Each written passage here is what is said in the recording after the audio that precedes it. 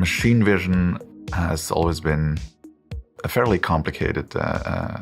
task. In the past, when a computer vision expert was implementing a rule-based vision system, that person was probably spending about 80% of the time on designing the algorithm and implementing and testing the algorithm, and probably about 20% on validating and checking whether that algorithm does the right job. In today's world with AI, these percentages have flipped. With AI, what has really changed, we've basically replaced that design and implementation process by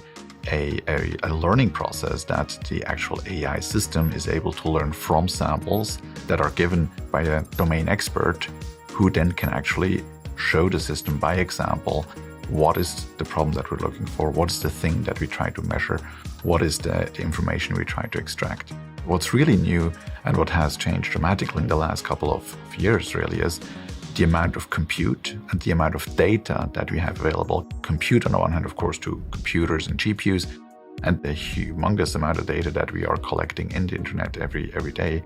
has really helped to fuel this AI revolution. What is changing is that now we can basically do that same task with much less, let's say, advanced knowledge of how computer vision or how computers work.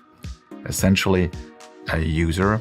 an operator, needs to know what is the task at hand, and then the user provides the sample images and labels on those images what needs to be found, and then basically the AI system learns by itself how to extract those rules and how to sort of do that kind of analysis.